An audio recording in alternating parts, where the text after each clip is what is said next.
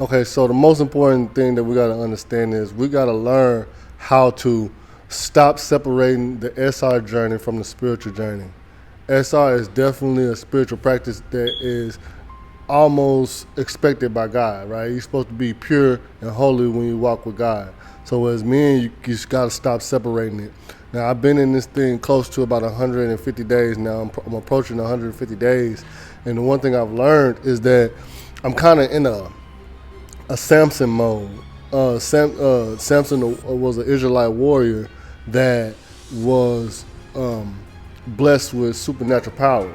And so he killed 1,000 men with the jawbones of a donkey, but the attacks that he was getting were kind of on a different level.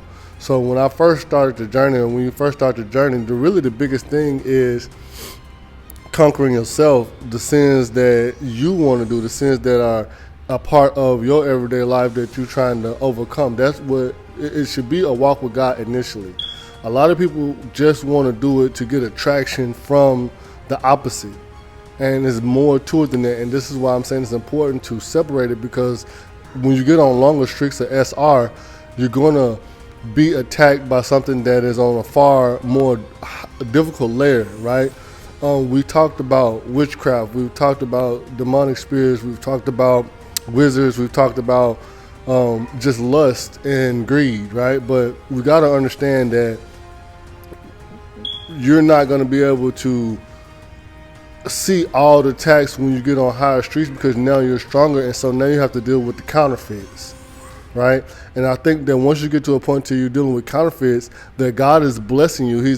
God is actively blessing you, and you're having to fight these counterfeits, fake as people, basically. That's what I'm saying. The counterfeits' whole agenda is to take your energy. Once they take your power source, they want to embarrass you and have you basically succumb to their sins, succumb to say that they were more powerful than you, and they're greater than you. Basically, to embarrass the kingdom and say this great warrior that you have become has to be beneath us, the people who serve the enemy. So take the story of Samson, for instance. When Samson finally gave his power away, they plucked his eyes out and brought him into their synagogue, or into their area of entertainment and worship, and which was a place where they served and entertained and worshiped Dagon. And Dagon was their god for the Philistines. And so once they did that, he was there, and they made him work and be a slave unto them, because they just wanted to embarrass him and make him feel less than. And that's what's going to happen to you. That's what they're going to attempt to make happen to you. So, for instance, the adversary will come. It might be in the form of they're worshiping God. They want to emulate like they're worshiping God, but they're not really worshiping God. And so because you're not used to the counterfeit, you're going to have to solely rely on your spiritual protection to protect you from these witches, warlocks, and people who are perpetrating. They're called counterfeits. So what ends up happening is they end up approaching you, and if you're within on this SR journey, they end up telling on themselves because your power is so great. But you were expecting a friend. And so what they did was they told on themselves by accident. It was not on purpose.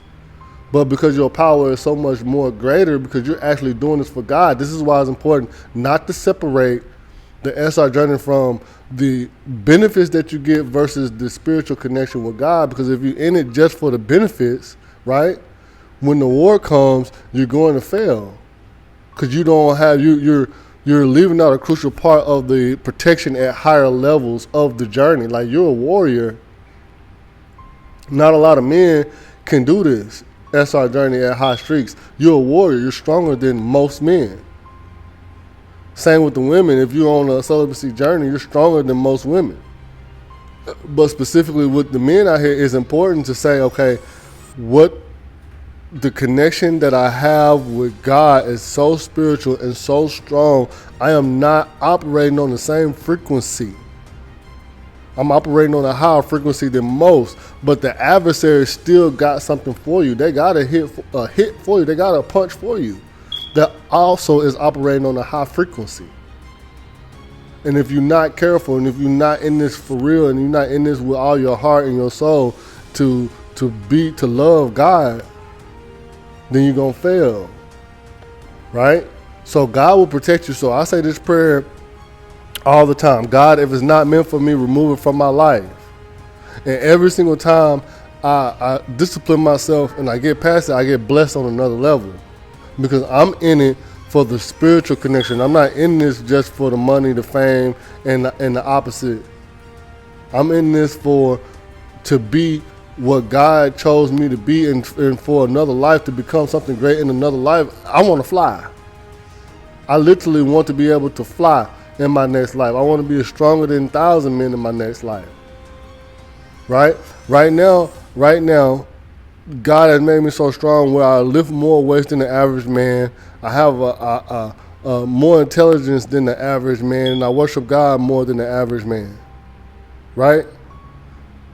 So I'm strong in the game, so people might see that and try to take advantage of that and try to bring that down to their level. And that's what I wanted to talk about today.